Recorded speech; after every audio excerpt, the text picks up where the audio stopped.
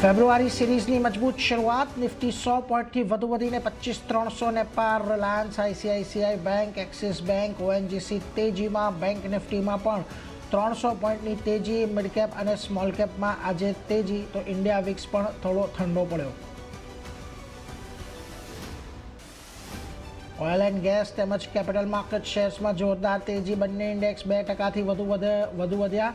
MCX અને નુવામામાં પણ 3 થી 5% ઉછાળો. જેમાં ડિફેન્સ, સીપીએસસી અને કેપિટલ ગુડ્સમાં મજબૂત તેજી જોવા મળી, જ્યારે ઓટો અને એફએમસીજીમાં થોડું દબાણ.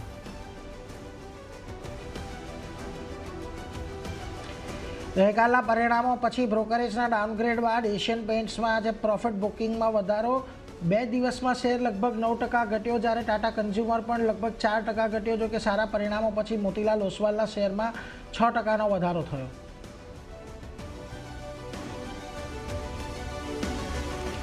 નિફ્ટીની 4 કંપનીઓ એલએનટી, મારુતિ, બીઈએલ અને એસબીઆઈ લાઈફ જાહેર કરશે પરિણામ. 31% વધી શકે છે એલએનટીનો નફો.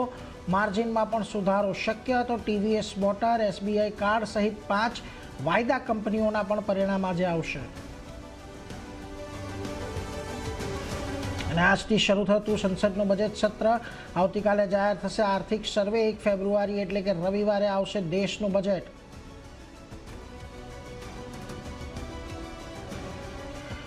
મહારાષ્ટ્રના નાયબ મુખ્યમંત્રી અજીત પવારનું દુર્ઘટનામાં નિધન. ડીજીએસએનું કહેવું છે કે બારામતીમાં લેન્ડિંગ દરમિયાન થઈ વિમાન દુર્ઘટના સાથે સવાર તમામ 6 લોકોના પણ થયા મૃત્યુ.